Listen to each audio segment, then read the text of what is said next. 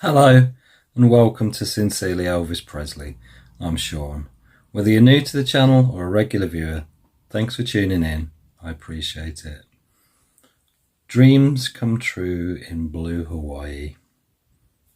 Or do they? I couldn't really do an episode dedicated to blue Hawaii without actually dedicating that episode to my good buddy Mark Kinsey of Mark's Elvis for Everyone channel. Now, anyone that's familiar with Mark's channel, and hopefully you are, if you're not, I will put a link in the description. Please do check him out. But Mark's never made any secret of his love for blue Hawaii, so I couldn't do an episode talking about blue Hawaii without dedicating it to you, Mark. So this one's for you, buddy.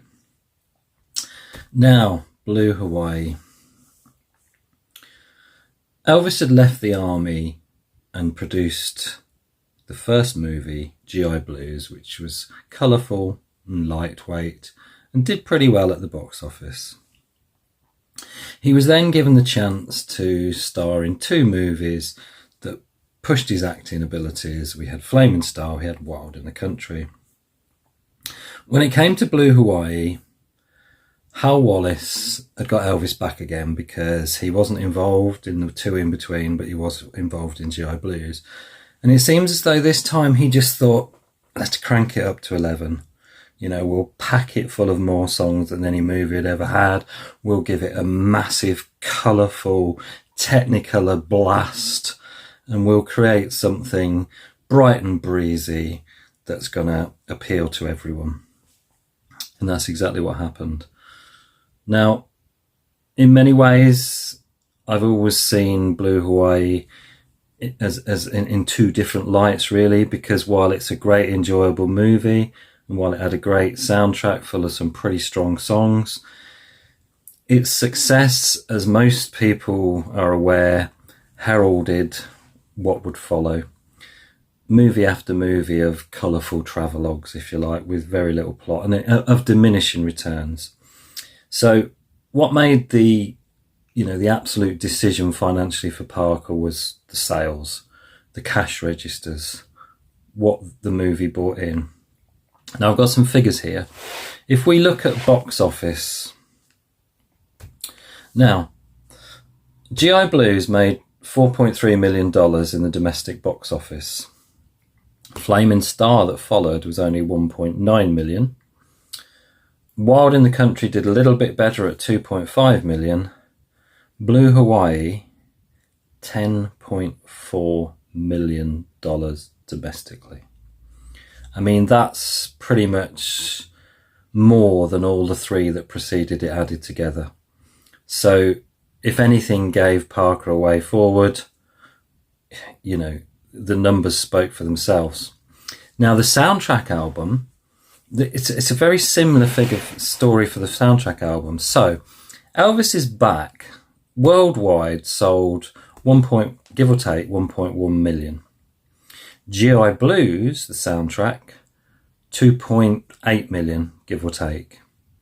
Something for Everybody, the studio album that followed the GI Blues soundtrack, only managed 900,000. These may have been added to at the time, but these are roughly the figures that Parker would have seen. So 900,000 in terms of sales for Something for Everybody. Blue Hawaii, 4.6 million. Potluck, the album that would follow, the studio album that followed Blue Hawaii, 870,000. So you've got a soundtrack album sandwiched between two studio albums that sells, 4 times more than each of them. Over 4 times more. So again, you know, the sums ka-ching for the Colonel, and it gave that strategy going forward. Now, Blue Hawaii in itself is a pretty strong movie. It does what it says on the tin. It's bright and it's breezy, it's entertaining. The song comes along pretty much every 10 minutes. There are some strong songs in there. But what it heralds, once we start getting into that sort of Hollywood machine, is an attempt to almost replicate it, but on a smaller budget each time. So the scripts get weaker, the actual money spent on the films get weaker. The material in the songs that are in the movies gets weaker, and it's sort of diminishing returns right throughout virtually the rest of Elvis's movie career. So, you know, Blue Hawaii is absolutely pivotal, and, you know, looked at in its own right, it's a great movie. But it's what it kind of signals and what it represents that to me is a little bit, you know, it set a trend that didn't exactly cover the rest of Elvis's Hollywood career in glory, unfortunately. But let's talk a little bit about what I've got in the collection, what I'm able to pull out in terms of Blue Hawaii. So we talked a little bit about the soundtrack. Now, this is an original UK large silver spot pressing, and you know, if you look at the track list, it's a pretty strong track list. I always thought it was a little bit odd that, and I don't know if this is an indication of Elvis kind of becoming more a part of the establishment, but you know, the title song for his movie had been recorded for a movie by none other than, you know, Mum's and Dad's favourite Bing Crosby, you know, a couple of decades before. I think it was 1937. So Bing Crosby did Blue Hawaii originally. So to take that song, make it the lead-off song and the title for the film, I don't know if that sort of says something about the, you know, the new, more accepted Elvis. I'm not sure. But you've got you've got two absolute bona fide monster hits on this. You've got Rockahula Baby, which, you know, does stand up outside of the movie. It stands up on its own. Although I always thought it was a bit odd that they pitched that as you see from the single cover, a twist special. It felt like a bit of a cheap tactic, really, that wasn't needed. Elvis didn't need gimmicks, and he certainly didn't need to try and jump on any current, you know, trends or fads. But yeah, but Rockahula Baby still stands up, still a great song. But of course, the absolute perennial 180 karat gold classic on here is Can't Help Falling in Love. Not only a beautiful, beautiful song in its own right, but one that obviously meant a lot to Elvis himself, because from in the 1100 plus concerts he gave from 1969 to the end of his life, he virtually finished every concert with that song, give or take a few times in 71 when he was using The Impossible Dream. But by and large, you know, he used that track to end every concert. So I think it says a lot about what that song meant to him. So you've got bona fide classics on here. You've got No More, beautiful song. Moonlight Swim is a light and fluffy song, but I kind of, it's always been a bit of a guilty pleasure. I've always loved that one. You've got things like Island of Love, Hawaiian Wedding Song, Kupuipo. Almost Always True is a bit of a throwaway. But in some ways, actually what this album does as well is it introduces another unfortunate trend of Elvis movie soundtracks, in that however strong the material was, and I think everyone would agree that as time went on, the material got weaker, but I'd say that every single soundtrack at least had one really good song, sometimes more than one. But unfortunately, every single soundtrack also ended up having pretty much, I think without exception, one stinker that it's just a throwaway song put in there. Yeah, it works fine in the context of the movie, but play it outside of the movie and it just has no real purpose. And for me, Ito Eats does that. I think Ito Eats, personally, I think it's terrible. I know TCB since 73 Steve has recently tried to make a case for resurrecting Ito Eats because it's got a great guitar part in it. Well, that may be the case, but as far as I'm concerned, you could have Hendrix or Eddie Van Halen shredding over the top of it and it'd still be a stinker of a song. You know, it just doesn't stand up for me outside the context of the movie, and we'd see that more and more. So, you know, this album almost sets a trend for that, because I don't think we'd had anything quite as fluffy or throwaway as that on a soundtrack up until this point. Even Big Boots from GI Blues. But yeah, I mean, you know, it's been said before as well. It's almost because Hal Wallace kind of ignored the films that went before in terms of Flaming Star and Wild in the Country, and sort of amplified that colourful, everyman movie, if you like. It's strange how you see Elvis at the very beginning of this getting off a plane wearing an army uniform, like he's just come home from the forces, having played Tulsa McLean in the forces in Germany, in GI Blues. And then at the beginning of this, Chad Gates is coming back from somewhere, I'm not sure if it was said in the movie where he's coming from, and coming back to his homeland from having served in the army. So that's interesting. So yeah, there's the original soundtrack album, sold in bucket loads, incredibly popular, deserved to be, but 14 great songs, you see. You know, no movie up until that stage had as many tracks as that. So another sort of trend set. Now, I've only got a couple of other vinyl versions. I've got this Wax Time in colour one, which stays relatively faithful to the original cover, but being a Wax Time, we get a completely redesigned back cover, and we get Stepping Out of Line that was recorded for the movie but cut out as an extra track on this particular vinyl, and this, appropriately enough, is in a nice blue vinyl. I've also got another public domain release, which is the doll press. Now, the doll press does oversaturate Elvis's face somewhat. In fact, we see him getting more oversaturated with each release, actually. But this, what do we get? We get the straight track listing that was on the original. We get a reasonable reproduction of the rear cover there,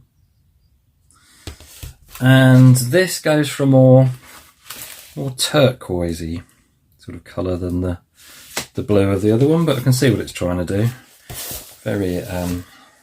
Very ocean-like. So there are my three vinyls.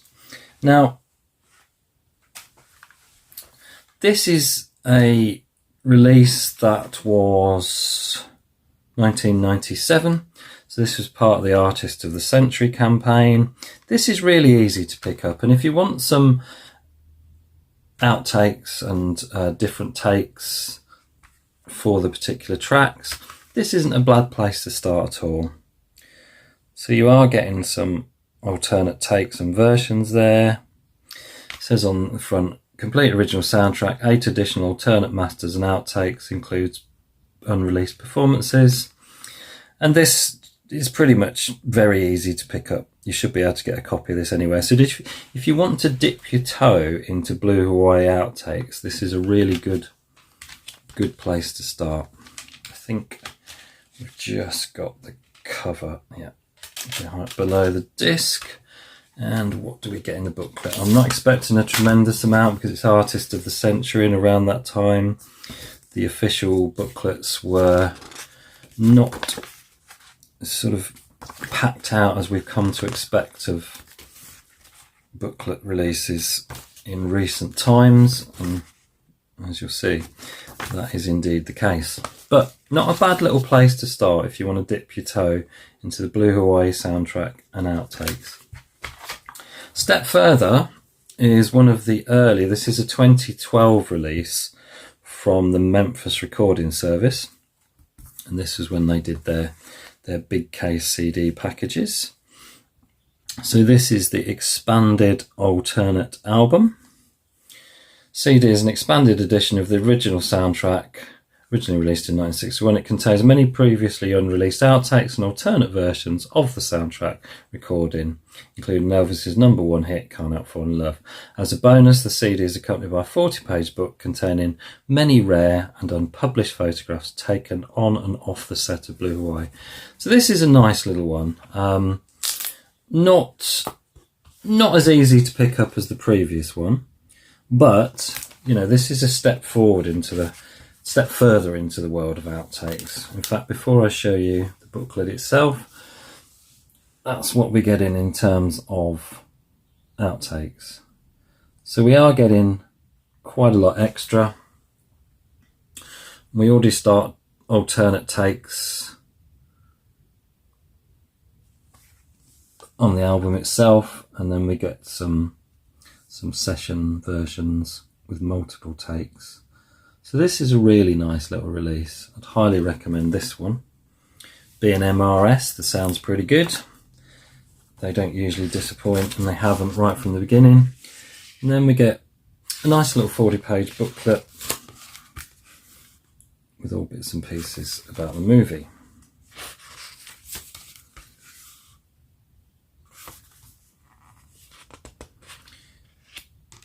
As I say, it does turn up. So if you want to go a step further than the RCA CD release, then this is not a bad place to go at all. And you do get this cracking little booklet. Lots of photographs. It's a funny one, isn't it, Blue Hawaii? Because it does, certainly in the UK, it turns up on BBC television quite a lot. And it's a funny movie in many ways, in that it doesn't, some bits of it don't really hold up now. There are some very old-fashioned and outdated ideas and scenes. I think most of you know what I'm talking about. There's a scene where one of the tourists gets her bottom spanked for misbehaving by Elvis, which is yeah. But you know, it is very much of its time in some ways. In fact, funnily enough, and this might be a little bit controversial, but I've always found Angela Lansbury's performance as Chadgate's mother incredibly grating. In fact, for me, it's one of the worst things about the film. She just gets on my nerves, and apparently Angela Lansbury was quite embarrassed about her role in that movie, you know, looking back on it. And I can kind of see why, because I mean, I know it's played up for comedic value, but Hammy doesn't really come into it. She's just gets on my nerves. But, may just be me. Often is. Then, you know, we get a couple of plugs for MRS releases, both of which I've looked at recently. So yeah, that is a nice little release. Now, interestingly, Blue Hawaii it carried on a tradition. So with GI Blues, if you went to see it in the cinema, certain cinemas gave away a promotional army cap. I'll put a picture of it up there. You know, as a nice little sort of promotional souvenir.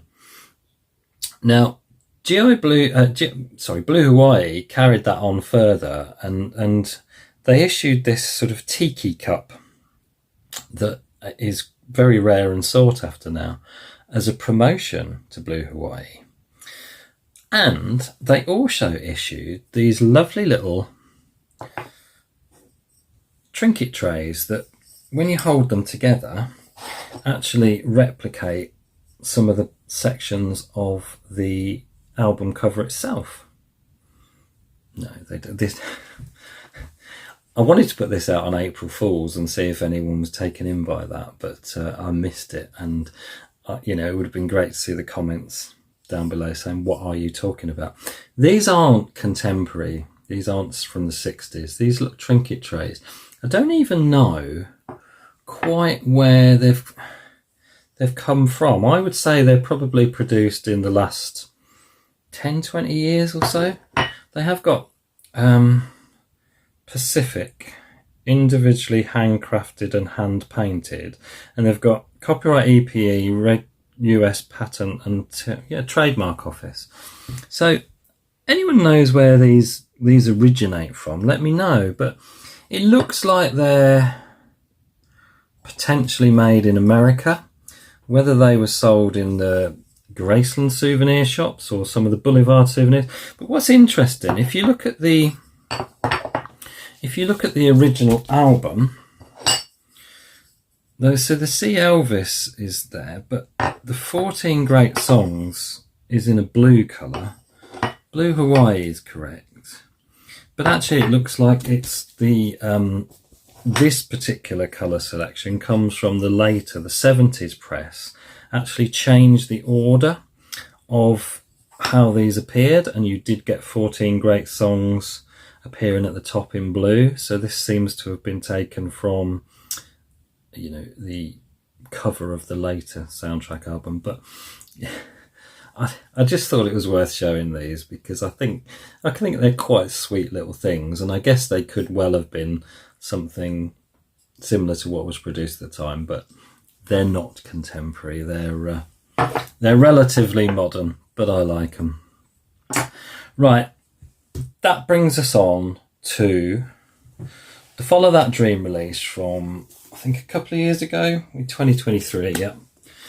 And we're on The Making of Blue Hawaii.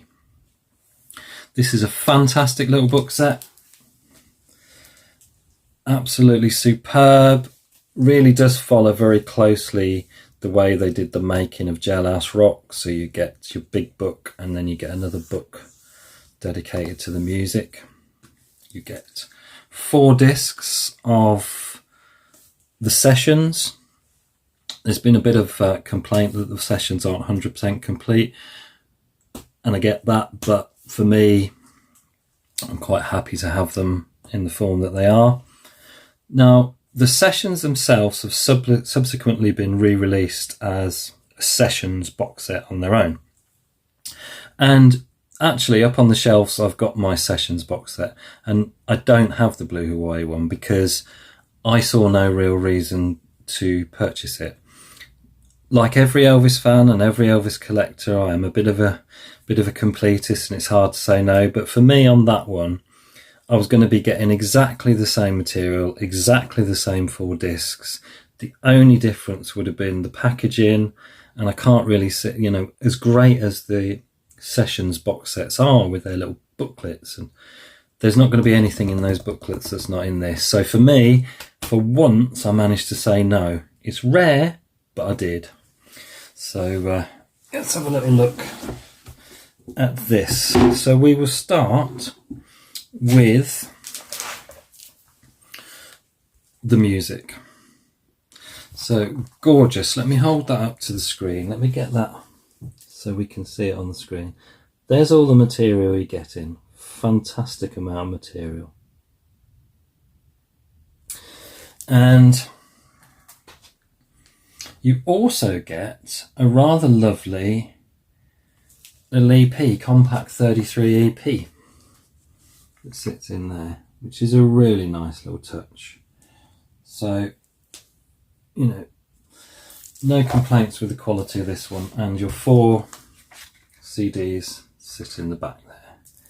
So, book 1, dedicated entirely to the music of Blue Hawaii, photographs of Elvis at the sessions. This is fantastic. Cannot recommend this one highly enough. It's still available. Price of it has gone up now because it's getting more scarce. Stock is getting scarcer, but you can still get this one, and I would 100% recommend it. Although, having said that, it's a real pain to try and open up and show to the camera. Oh, these books are so big. But we love them, and they're fantastic to have in the collection. And they're absolutely packed with detail. Packed with detail, packed with information, packed with brilliant photographs.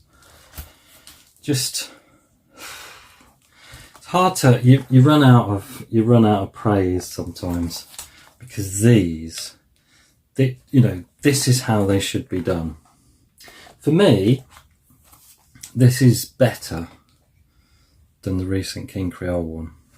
And in fact, talking about the the sessions set that was released with these four, apparently they are about to repress that one, so it is still relatively going to be easy to get your hands on, whereas this is becoming rarer. And obviously you are getting the full package with this, but it is a great package. So there's the music, and then we get on to the movie. Just look at that. Just look at that cover. Absolutely fantastic. Yes, they are expensive, these books, but what they deliver is pretty unprecedented, really. I can't think of anything that really comes anywhere close to the sheer luxury and quality of these packages. Just jam-packed with glorious detail. If you love your detail, if you love diving in and finding all there is to find, then you know you can do no wrong with these. You can do no wrong. Absolutely fantastic release. And a fantastic movie. An absolutely great movie. You know, you can, whenever Blue Hawaii is on, you can watch it and just enjoy it. Of course, it is available on 4K Blu-ray. And I did show that when I did my episode on Elvis on Blu-ray, so I didn't get that out again this time, but it is available on 4K. I don't personally think that it blew me away as much as I was expecting in 4K. It's nice to have it in high definition, don't get me wrong, but I was expecting a level of detail in 4K that I didn't really see. I saw quite a lot of film grain. Now, it was probably filmed with a high degree of film grain, which is why it persists in the transfer. But yeah, it just didn't. It looked great, but it didn't it didn't drop my jaw. The 4K Blu-ray. So while it's nice to have with that particular title, and it is the only actual Elvis movie that we've got in 4K released commercially so far, it would I'd have been happy just with the 1080p Blu-ray. I don't think the 4K really added a tremendous amount as far as I was concerned. You may think differently. If you want to shoot me down in the comments, by all means go for it. I'd love to read everyone's comments. But yeah, I didn't think the 4K transfer was all that mind-blowing, unfortunately. But yeah, this book, just fantastic. It really is. I wonder how many more of these Follow That Dream making as we're going to see. I wonder if the intention is to eventually give us most of the movies with its own making of. I mean, I know not all of the movies that the sessions are available, so they would struggle in the package to give us the movie sessions, but I'm sure they could put something together. Would be nice. Would be nice. Take up a lot of space on the shelf, mind you, but hey ho. But yeah, the making of Blue Hawaii, just top quality. Absolutely brilliant. So yeah, Blue Hawaii. In some ways, in fact in many ways, Elvis's most important movie, I think, because while Love Me Tender was important because it was the first movie, I think this one is important in its very own right because it maps out the next. This was in the cinemas at the end of November 1961 in the US.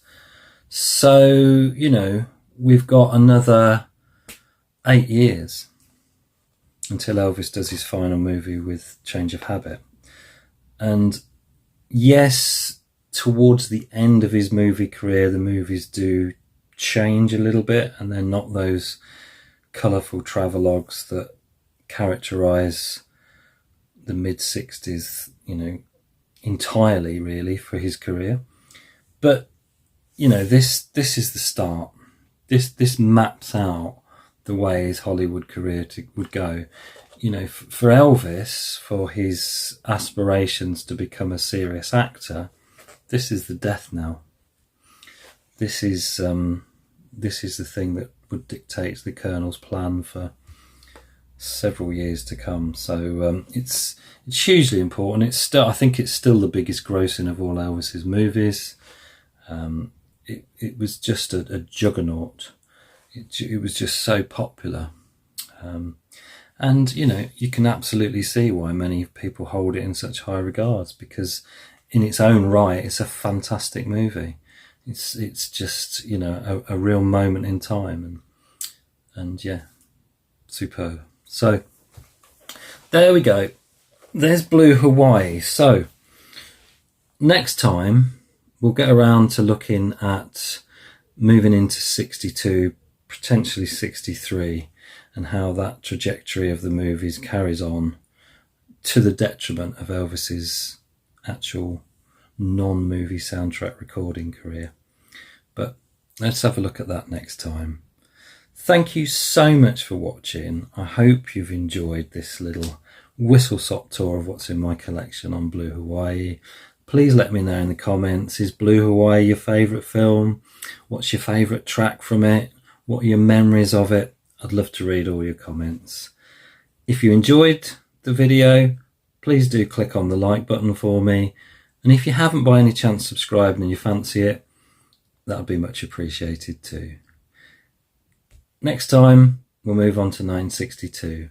Until then, have yourselves a great week. Take care. Ta-da. We'll meet you again. May God bless you. Adios.